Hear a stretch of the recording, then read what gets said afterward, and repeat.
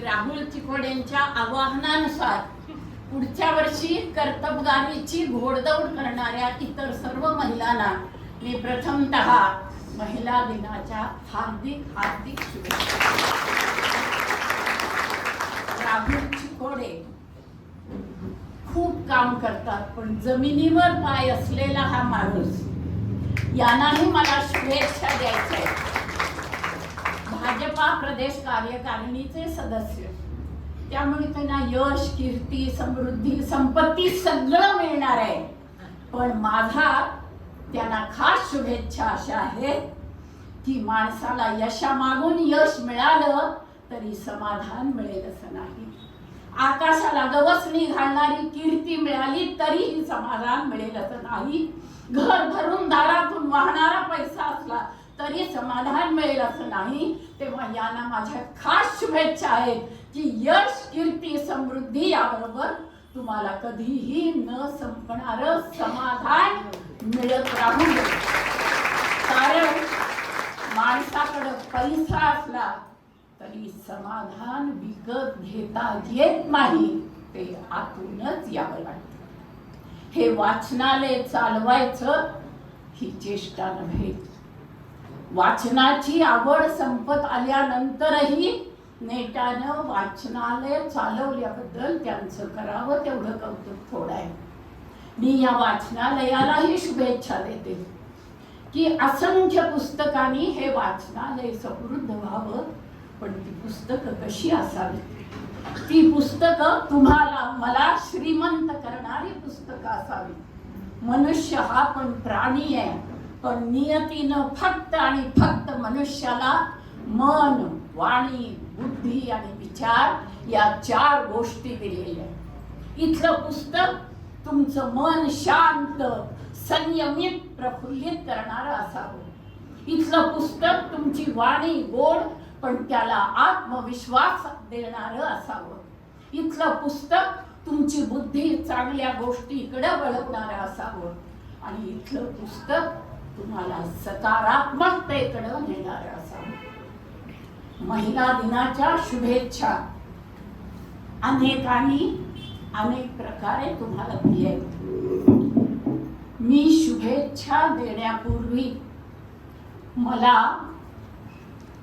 एका छोट्या गोष्टीनं तुमच्या पुढे असलेलं आव्हान आणि जबाबदारी याची जाणीव करून द्यावी असं मला वाटतं.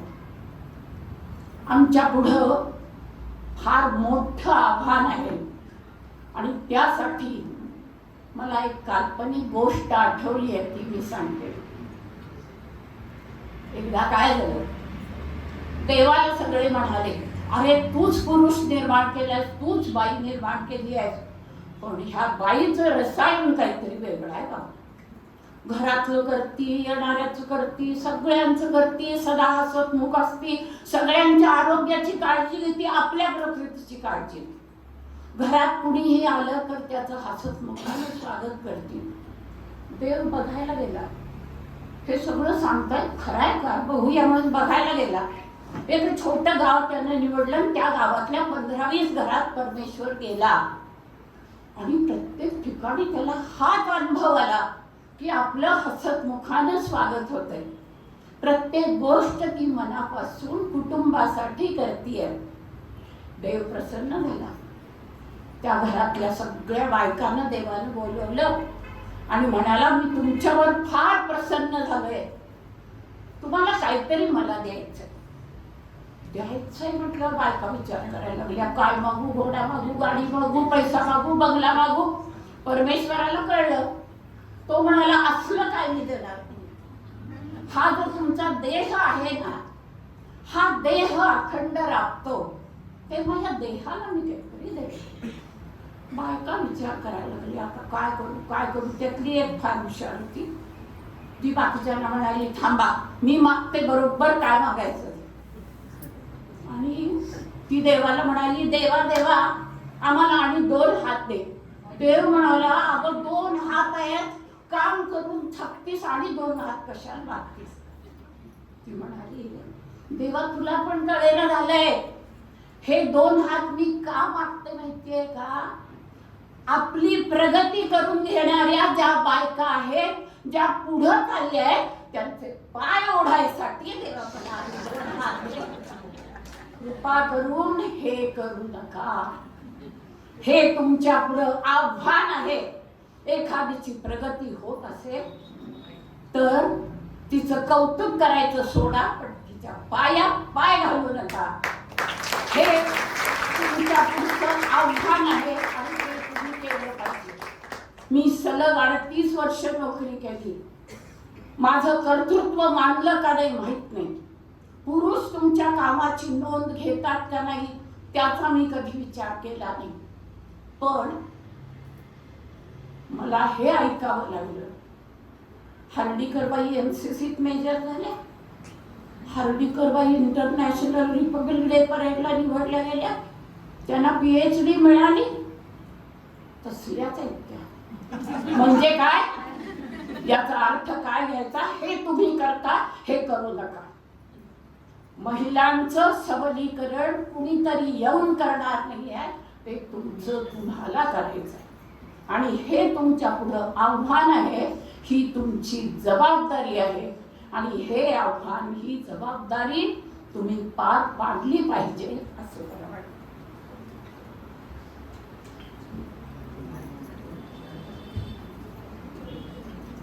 दुसरं, आता सावित्रीबाईंचा उल्लेख केला. आम्ही सगळ्या जणी आम्हाला सावित्रीच्या लेकी म्हणून घेतो, पण तिच्या माग काय लावलंय बघा. क्रांती ज्योती. प्रत्येक बाईनं प्रत्येकीला ट्यूबलाईट होता येणार नाही, पण प्रत्येकीनं ज्योत होण्याचा प्रयत्न करावा. मला एक संवाद सांगावा असं वाटतो. एक लहान घर होतं. घरामध्ये एका खोलीत एका कोपऱ्यात एक पणतीतली ज्योत तेवत होती. संध्याकाळ झाली होती. कुणीतरी आलं, दार उघडलं, दाराशी असलेली बटन दाबलं, ट्यूब पेटली. ती ज्योत दार उघडल्यावर वाऱ्यानं किंचित थरथरली. त्या ज्योतीला वाटलं ट्यूब आपल्याकडे बघून हसतीये. ज्योतीनं ट्यूबला विचारलं, का ग बाई, माझ्याकडे का बघून हसतीयस? ट्यूब म्हणाली, हसू नको तर काय करू, केवढा तुझा जीव, केवढा तुझा प्रकाश, जरा वारं आलं की थरथरतीस. ज्योत म्हणाली, खरं आहे तू म्हणतीस ते, पण मला माझं स्वतःचं रक्षण करायचं आहे. माझं रक्षण करायला दुसरं कुणी नाही. मी माझं रक्षण करायला समर्थ आहे. वारा आला तरी थरथरते, पण मी तेवत राहते. पण एक गोष्ट तुला सांगते, एक गोष्ट तुला सांगते, माझ्या दोष आहेत, मी लहान आहे, माझा प्रकाश कमी आहे, पण माझ्याकडे एक अशी गोष्ट आहे जी तुझ्याकडे नाही. ट्यूबलाईट ऐकायला लागली, गुस्सात म्हणाली, असं काय तुझ्याकडे आहे ग की जे माझ्याकडे नाही? पण तिनं शांतपणानं सांगितलं, आत्ता तू प्रज्वलित झाली आहेस. तुला टेकवून तुझ्यासारख्या 4 ट्यूब मी जरी ठेवल्या तरी कुठलीही ट्यूब पेटणार नाही, पण मी एकटी माझ्यासारख्या हजारो ज्योती प्रज्वलित करू शकते. हे तुम्हाला करायचं, हे बाईला करायचंय. हे आज बाई पुढचं आव्हान आहे. ही बाई पुढची जबाबदारी आहे की मी फक्त पुढे जाऊन उपयोग नाही, माझ्या घरातली सून, माझी नणंद, माझी मुलगी यांना सुद्धा ज्योत से ज्योत जगाते चलो या न्यायानं ज्योतीची भूमिका बजावणं ही आजच्या बाईची जबाबदारी आहे. तिच्या पुढं ते आव्हान आहे. आणि महत्त्वाचं म्हणजे पुढं जाणाऱ्या बायकांच्याबद्दल कॉमेंट्स करू नका, त्यांचे पाय ओढू नका, शांत राहा, त्यांना पुढं जाऊ द्या. तुम्हाला जमत नसेल तर शांत राहा. तुमच्यापैकी बऱ्याच जणी म्हणतील, आम्ही संसार केले, मुलं वाढवली, झालं सगळं. नाही अगं, आपलं महत्त्व किती आहे हे सांगायसाठी मला एक छोटी गोष्ट पुन्हा सांगावीशी वाटते. एक शाळा होती. शाळेची सहल निघाली होती. सहलीमध्ये मुलांनी खूप दंगा केला. भूक लागली. भूक लागल्यावर छान मैदान बघितलं आणि तिथं एक पार होता, झाड होतं. सगळीजण जेवायला बसली. गुरुजींनी सांगितलं की आता जेवण झाल्यावर दंगा करायचा नाही. त्यांनी त्या पारावर त्रिकोणी, चौकोनी, पंचकोनी, षटकोनी असे जाड कागदाचे तुकडे ठेवले. मुलांची जेवणं झाली. गुरुजींनी सांगितलं ह्या तुकड्यावर एका बाजूला भारतातल्या राज्याचं नाव आहे, काही तुकड्यावर राज्यातलं प्रमुख शहर आहे. तेव्हा हे तुकडे जोडून तुम्ही 5 मिनिटात भारताचा नकाशा तयार करायचा. इतिहास, भूगोल, नागरिकशास्त्र शिकलेली मुलं सगळ्यांना भारताच्या उत्तरेला काय, दक्षिणेला काय, पूर्वेला काय, पश्चिमेला काय माहिती होतं. पण कुठल्याही गटाला 5 मिनिटात तुकडे जोडून भारताचा नकाशा करता आला नाही. पाठीमागं एक गुराख्याचा पोर म्हशी राखत होता. त्याच्या म्हशी रवंथ करत होत्या. तो शांतपणानं तो खेळ बघत होता. त्यानं गुरुजींना हळूच विचारलं, गुरुजी मी जोडू काय हो हे तुकडे? गुरुजी म्हणाले, अरे माझ्या शिकल्या सवरल्या पोरानं जमलं नाही, तुला काय जमणार? तू कुठले तुकडे जोडतोस? गुरुजी मला तुमचं नकाशा बेकाशा काय कळत नाही बघा, खरं मी तुकडे जोडतो म्हणाले.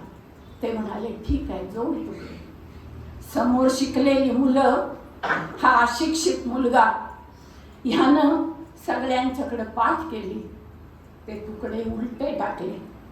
2 मिनिटात तुकडे जोडले. एक बाजू समोर धरली, एक बाजू त्याच्याकडे होती. भारताचा नकाशा तयार झाला होता. गुरुजींनी विचारलं, अरे जे माझ्या मुलाला जमलं नाही ते तुला कसं जमलं, तू कसं केलं? तो म्हणाला, गुरुजी तुमची मुलं तुकड्याची एक बाजू बघत होती ना, त्यावेळेला मला प्रत्येक तुकड्याची मागची बाजू दिसत होती. गुरुजी मी काळजीपूर्वक बघत होतो. त्या तुकड्यावर मला बांगड्या भरलेला हात, डोईवरचा पदर, पायाची जोडवी, कपाळीचं कुंकू दिसलं. गुरुजी मी बाई घडवली. पुढं काय झालं ते ते आपलं महत्व आहे. आम्ही घडलो तर देश घडणार आहे, आम्ही बिघडलो तर देश. सॉरी मला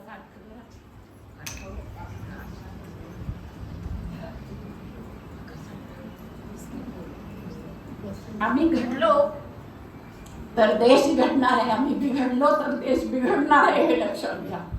स्वतःला कमी लेखू नका.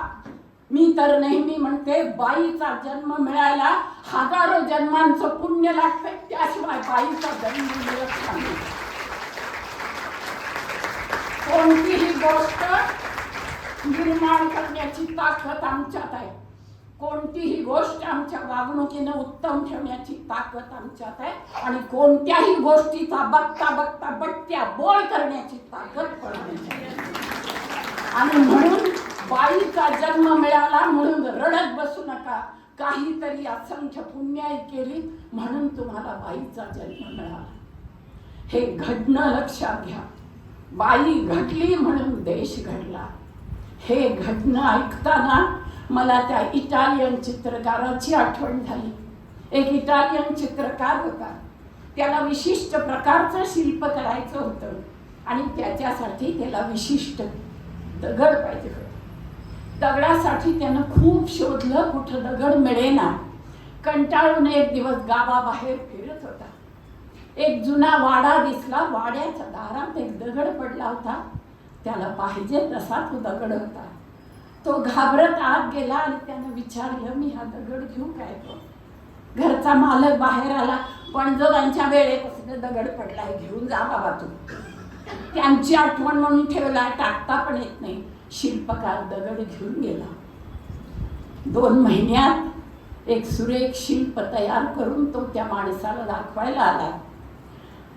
तो मालक म्हणाला, माझ्या दगडातून हे शिल्प तुम्ही घडवलं? तो म्हणाला, मी घडवलं नाही, दगडात शिल्प होतं, मी नको असलेला भाग काढून टाकला आणि शिल्प जन्माला. याला मी घडणं म्हणते. घडण्याचं आणि उदाहरण द्यायचं झालं तर समजा इथली बाहेरची माती मी तुम्हाला प्रत्येकीला दिली आणि सांगितलं की माती घ्या, हे पाणी घ्या, माती पाणी चिखल करा आणि पडती करा. काही जणी गडबडीनं मातीत पाणी घालतील, कसा तरी चिखल करतील, पण ती घडवतील. तो चिखल चांगला होणार नाही, चिखल चिराळे, त्याच्यात तेल राहणार नाही, त्यामुळे पण ती पेटवायचा प्रश्नच येणार नाही. पण मातीतले नको असलेले खडे, वाळलेली पानं, काटक्या काढून टाका. उरलेली फक्त माती घ्या. मातीमध्ये थोडं थोडं पाणी घाला. पाणी आणि माती चांगली कष्ट घेऊन मिसळा. जो चिखल तयार होईल त्याच्यातून पण ती घडेल. तसं मला काय येणार नाही, मला काय जमणार नाही, मी काय बाई माणूस, हा नको असलेला विचार मनात काढून टाका. त्याला आत्मविश्वासाचं पाणी घाला आणि कष्टाची तयारी ठेवा. याला मी घडणं म्हणते. आणि असं घडणं प्रत्येक बाईनं केलं पाहिजे. दुपारच्या वेळेला नको त्या गोष्टींच्या वर चर्चा करत बसण्यापेक्षा अंतर्मुख होऊन स्वतःला ओळखा, स्वतःची कुवत ओळखा. दुसरीशी आपली तुलना करू नका. आपल्याला रंगरूप कसं मिळतं हे आपल्या हातात नसतं, पण स्वतःला घडवणं आपल्या हातात असतं. शेजारचीला हे येतं, रोहिणीला केक येतात, ती एव्हरेस्टवर चढती, मला काय जमत नाही हे करू नका. तुमची कुणाशीही तुलना करू नका. तुमच्यात काय नाही हे शोधू नका. तुमच्यात काय आहे हे शोधा. तर पुढच्या वर्षी इथं तुम्ही बक्षीस घ्यायला या, नाहीतर हे सगळं तुमच्या नशिबानं तुम्हाला मिळाले. पण खरं सांगू, आमच्या आधीच्या पिढ्यांनी फार भोगले. आमच्या आधीच्या बायकांनी असह्य दुःख सोसले. आमच्या देशाला 5000 वर्षाचा इतिहास आहे. 10व्या शतकापर्यंत आमचा देश जगात कला, क्रीडा, वाङ्मय, अध्यात्म प्रत्येक बाबतीत सर्वोच्च होता. सोन्याचा देश असं आमच्या देशाचं वर्णन केलं जायचं. अनेक प्रवासी आमच्या देशात यायचे. एवढंच नव्हे, पुढं आमच्या देशावर शक, कुशाण, हूण, पठाण, मोंगल, मुस्लिम, ब्रिटिश अनेकांच्या स्वाऱ्या झाल्या. आणि एकेकाळी मुक्त असलेली आमची बाई, एकेकाळी सभा संमेलन गाजवणारी आमची बाई, ह्या परकीयांच्या नजरेतून वाचवण्यासाठी तिला घरात बसावं लागलं. पंडिता जी एक संत होऊन गेली, तिचं 3ऱ्या वर्षी लग्न झालं आणि नवरा 29 वर्षाचा, ज्याच्या पहिल्या 2 बायका मेलेल्या होत्या. हे आमच्या बाईनं सोसलंय. शतकानुशतक 10वं शतक ते 17वं शतक आमची बाई फक्त आणि फक्त सहन करत होती. वहाण म्हणजे तुझी जागा, चूल याच्या पलीकडं तुझं कार्यक्षेत्र नाही. बायकांची अक्कल, मी एका प्रसिद्ध लेखिकेचं असं वाचलंय की तिची आई म्हणाली, त्या लेखिकेनं आईला विचारलं, आई आम्ही 10 भावंड, तू आमचं कसं केलंस? ती आई म्हणाली, कसं केलं काय केलं माहिती नाही, माफ करा मी हे शब्द सभागृहात वापरते. ती आई म्हणाली, डुकरीनी सारखी पोरं जन्माला घातली, मी काही केलं नाही, हे आमच्या बाईला भोगावं लागले. आज आम्ही या बाबतीत स्वतंत्र आहोत. या संधीचं सोनं करा, नाहीतर हे कालचक्र आहे. मिळालेली संधी दौडू नका, हे मला तुम्हाला सांगायचं. बाई घरात बसली, पाप पुण्य या पलीकडे तिला वाचायला कोणी देईना. बाई म्हणजे नरकाची वाट, बाई म्हणजे जन्मातली धोंड. मग तिचं लग्न व्हावं म्हणून हुंडा आला, मग हुंडा बंदी झाल्यावर वरदक्षिणा आली. पण दिवसेंदिवस बाईचं आयुष्य अधिकाधिक वाईट होत होतं. मध्येच एखादी अहिल्याबाई आणि तारा राणी झाल्या, पण तुमच्या माझ्यासारख्या बायका घरामध्ये घुसमटत होत्या, गुदमरत होत्या. आणि 17वं शतक आलं. राजा राम मोहन राय, स्वामी दयानंद, त्याच्यानंतर महादेव गोविंद रानडे, धोंडो केशव कर्वे, पंडिता रमाबाई आणि 1727च्या सुमाराला फुले दाम्पत्य आमच्या उद्धारासाठी आलं. ह्या लोकांनी यांचं ऋण विसरू नका. यांनी संपूर्ण जन्म तुमच्या माझ्या उद्धारासाठी काढला. फुले म्हणायचे, अरे संतती तेजस्वी कशी होईल? संतती तेजस्वी व्हायची असेल तर बायकांना बोलू द्या, बायकांना विचार करू द्या, बायकांना शिकू द्या.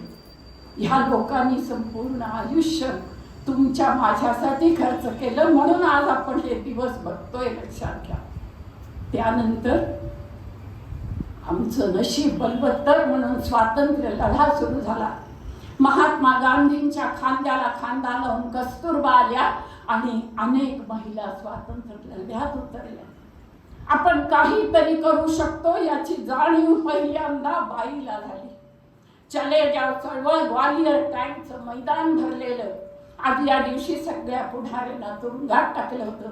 मध्यावर लावून झेंडा लावायचा होता. हे काम कोण करणार? हजारो पुरुष होते, पण जिचे ओठ पिळले तरी दूध बाहेर येईल अशी अरुणा आसपाली नावाची मुलगी तीरासारखी घुसली आणि तिने झेंडा लावला. हे आम्ही करू शकतो. मी जीवशास्त्राची प्राध्यापक आहे. आम्ही जीवशास्त्रात नेहमी म्हणतो, ladies are feminine externally and masculine internally, and gents are masculine externally and feminine internally. बाई बाहेरून नाजूक साजूक दिसते, पण सोसण्याचं बळ तिच्यात प्रचंड आहे. आणि पुरुष बाहेरून बलदांड, पण आतून तो गर्भगडीत असतो. अगं म्हणून तर जिंकलाच तर, पण नाही तर अंत आहे. या बाळंतपणाच्या वेदना फक्त बाई सोसू शकते, हे लक्षात घ्या. आणि हे मी सगळं तुम्हाला का सांगते तर स्वतःला कमी लेखू नका, स्वतःला अजिबात कमी लेखू नका. याचा अर्थ आपल्यामध्ये जे आहे ते शोधा आणि त्या दृष्टीनं स्वतःची प्रगती करून घेत राहा. आणि बाकीच्यांना विनंती, तुम्हाला प्रगती करता येत नसली तर शांत बसा, पण प्रगती करणारीला 1700 नावं ठेवून तिचं पाऊल मागं ओढू नका. बायकांच्यात हा मोठा दुर्गुण आहे. हे आव्हान आहे बायकांना की हा दुर्गुण आम्ही टाळला पाहिजे. हे सगळं होत आलं आणि आज आम्ही सगळं मिळवतोय. हिंदू कोड बिल झालं, हिंदू वारसा कायदा झाला, पुनर्विवाहाची परवानगी मिळाली, पुरुषाच्या बरोबरीनं रोजगार मिळायला लागला, महिला आयोगाची स्थापना झाली, महिला विषयक शिक्षणाचे कायदे झाले, नारी सन्मान योजना झाल्या, स्त्रियांच्यासाठी सगळ्या सवलती मिळाल्या, घरी बसून तिनं अर्थार्जन करावं म्हणून बचत गटाची निर्मिती झाली. पण या सगळ्याचा फायदा आम्ही घेतला पाहिजे. मतदान करताना कोण मला किती पैसे देतो याच्यापेक्षा कोण देशासाठी काम करतो हे लक्षात घेऊन मतदान करणं सुद्धा आजच्या बाईला आवश्यक आहे. आणि त्यासाठी बाईला आणखीन जबाबदाऱ्या आणि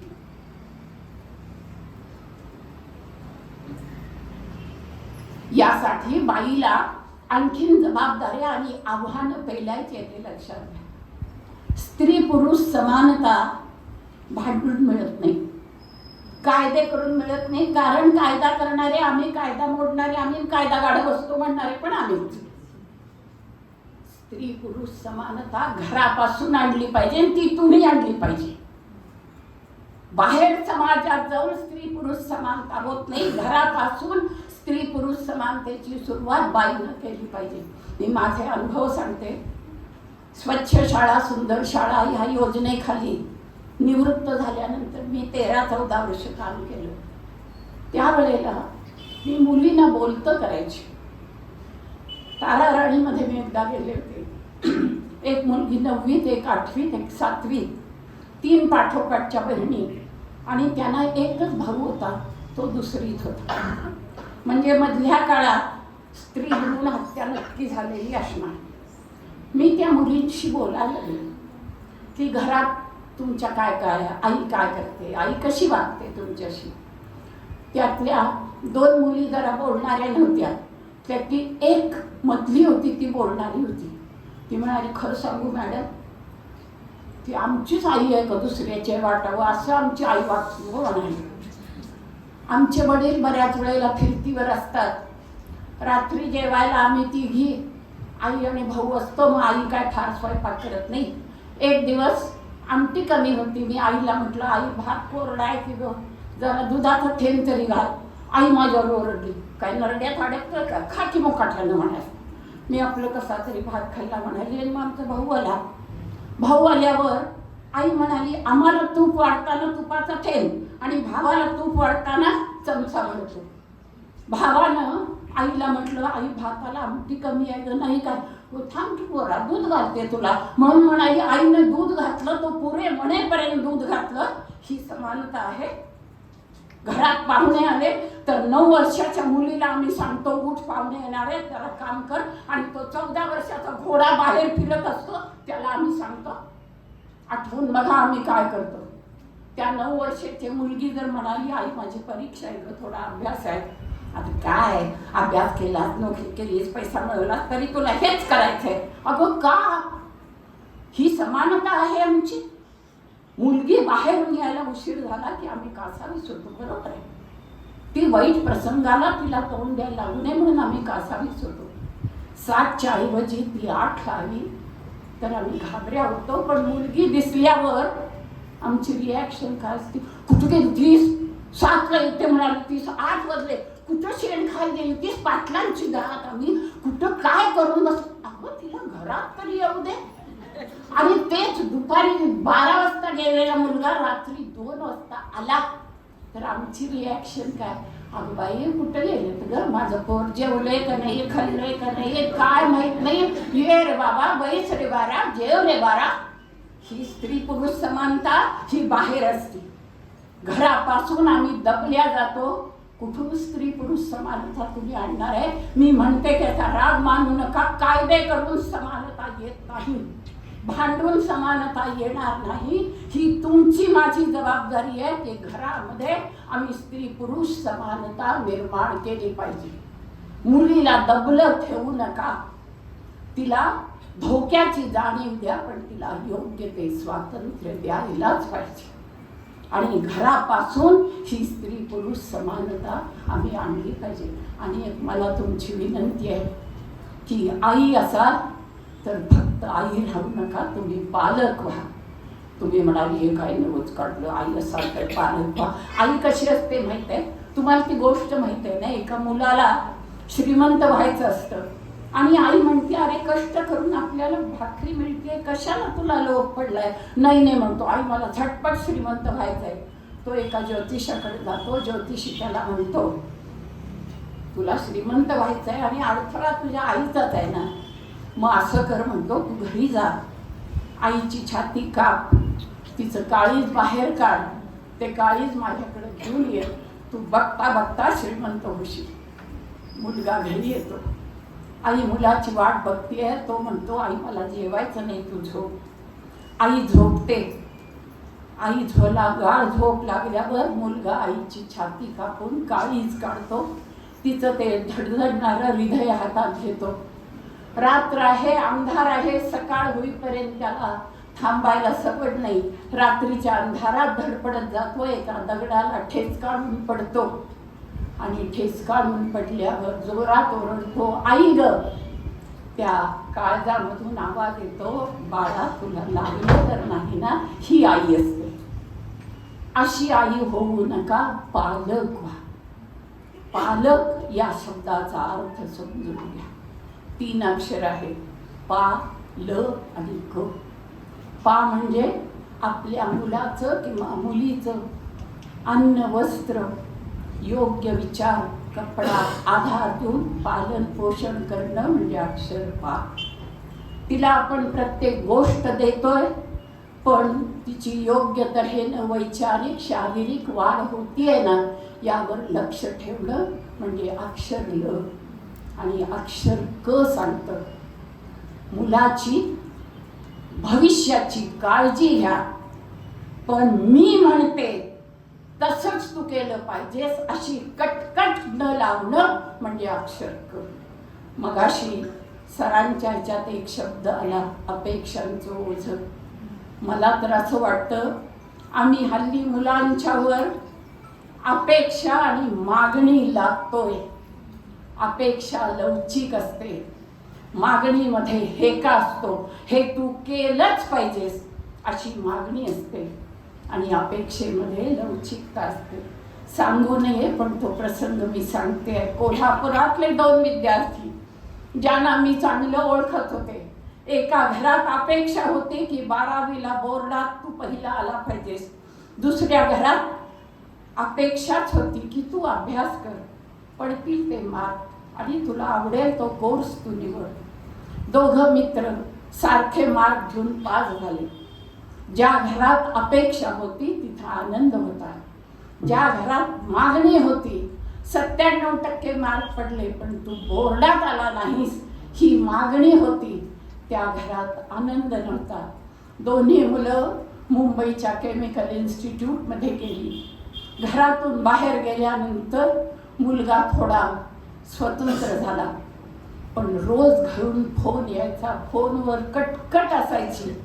आई किंवा वडिलांचा फोन जायचा, शब्द वेगळे अर्थ तोच. 12वीला बोर्डात आला नाहीस, आता तिथं मुलं कमी आहेत, तिथं तरी कायम तुझा पहिला नंबरच आला पाहिजे. पहिली सेमेस्टर होती. दोन्ही विद्यार्थी, दोन्ही मित्र खोलीतून बाहेर पडले. बाहेर पडल्यानंतर परीक्षेला जायला निघाले. फोनची रिंग वाजली. आईचा फोन होता. फोन काय असणार हे मुलाला आधीच कळलं. तो मित्राला म्हणाला मी खोलीत जातो, 2 मिनिटात येतो. तो खोलीत गेला. पंख्याला बेडशीट बांधून त्यानं आत्महत्या केली. फोनची रिंग वाजत होती. मुलगा आउट ऑफ रेंज कधीच गेलेला होता. याला कारण तू डॉक्टरच व्हायला पाहिजेस, तू इंजिनियरच व्हायला पाहिजेस, तू अमुकच व्हायला पाहिजेस अशी मुलींना कटकट करू नका. त्यांना त्यांचं क्षेत्र निवडू द्या, आणि ही आपली जबाबदारी आहे आणि बदलत्या परिस्थितीतलं आपल्या पुढं असलेलं आव्हान आहे, हे तुम्ही लक्षात घ्या.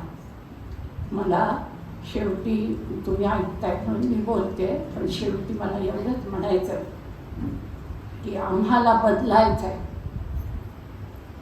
पुरुषांच्या बरोबर आम्हाला स्पर्धा करायची नाही. आमच्या आम्ही पात्र आहोत, आमच्या आम्ही उभं राहू, आमचं आम्ही आम्हाला काय ते मिळवू. पुरुषांच्या बरोबर स्पर्धा करायची नाही. आम्हाला स्त्री पुरुष समानता हवी आहे. आम्हाला स्त्री पुरुष समरूपता नको आहे.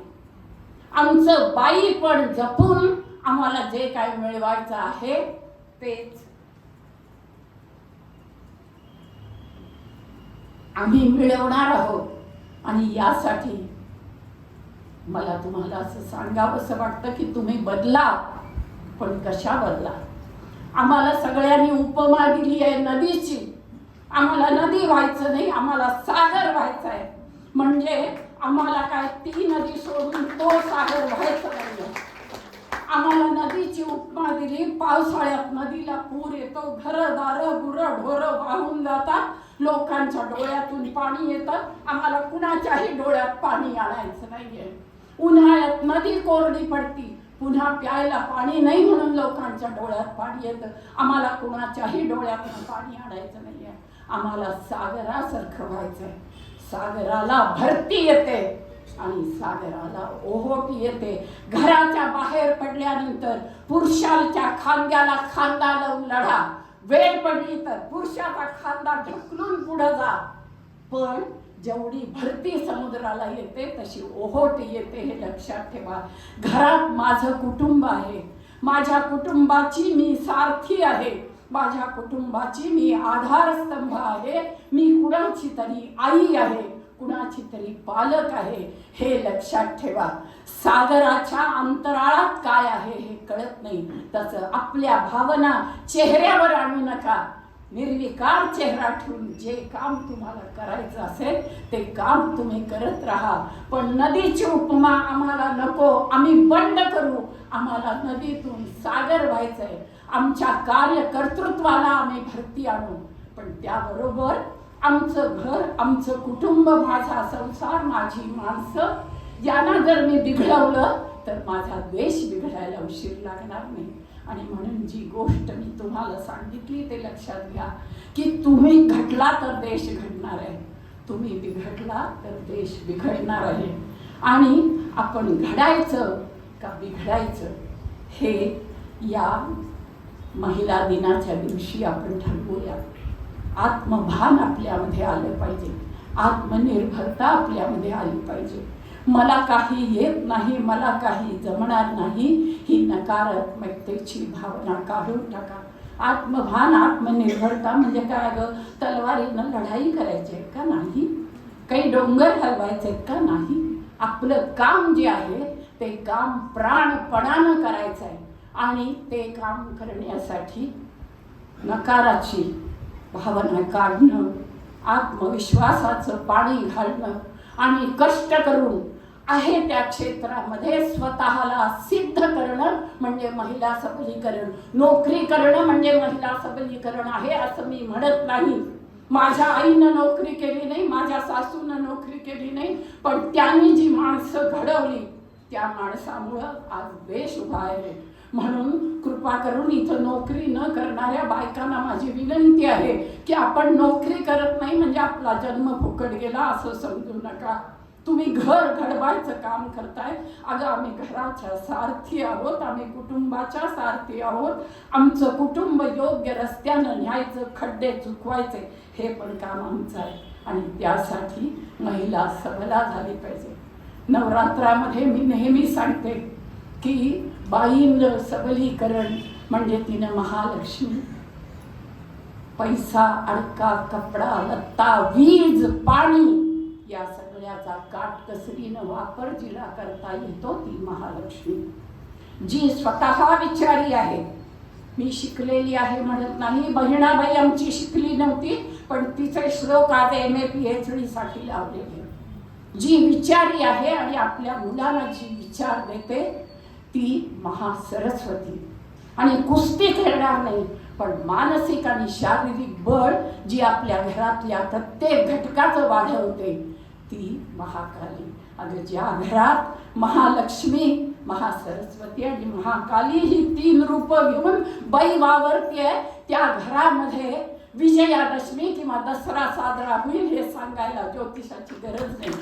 आणि अशा तुम्ही व्हा.